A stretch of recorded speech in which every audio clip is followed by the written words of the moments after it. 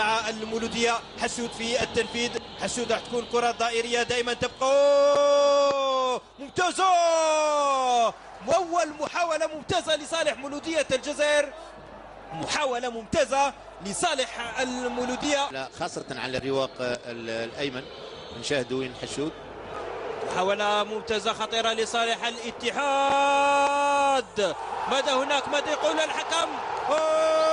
الحكم عوينة يقول ضربة جزاء لصالح اتحاد بالعباس، ضربة جزاء لصالح اتحاد بالعباس بعد هفوة. سجل هدفين بونوا امام شعال. بونوا يضيع بونوا في هذه الكرة الماضية. كثير من فريق اتحاد بالعباس. نعم، ولو انه في بداية المقابلة والانطلاقة من هناك لصالح الاتحاد بالحسيني وبوهنا في التغطية الدفاعية، يعني في منطقة وسط الميدان، يعني على اثر والانطلاقة من هناك لصالح اتحاد بالعباس. تسديدة من هناك وشعال، والكرة تمر مباشرة الى الركنية اللي كنا ننتظرها في هذه المقابلة.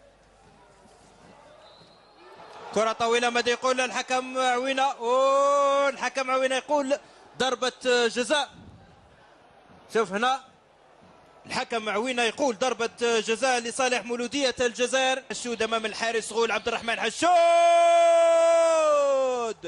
عبد الرحمن حشود يتمكن من افتتاح مجال التهديف لصالح المولودية، بالرغم من انه الحارس غول ارتمى في جهة الكرة، إلى أنه شعال يطلب الرقابة الثقة. تبتي في تنفيذ الخطأ، تبقى دائما صعبة ممتازة من شعال، ممتازة هذه الكرة من شعال. تبقى دائما الكرة لصالح الاتحاد، وشعال ينقذ فريقه من هدف محقق، إلا أنه الأقرع يوجد روحه أمام لاعبين.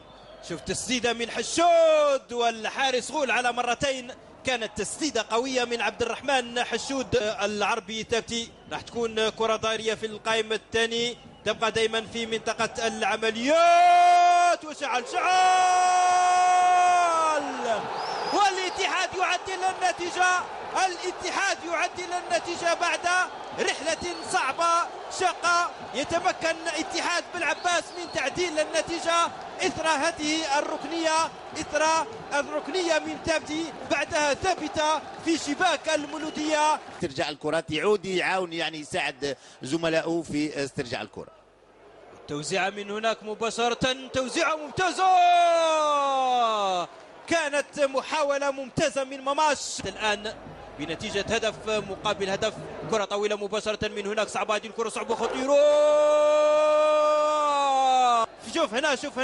شوف هنا كرة طويلة، الخطأ من بوهنا، والاتحاد يضيع فرصة تعميق الفارق.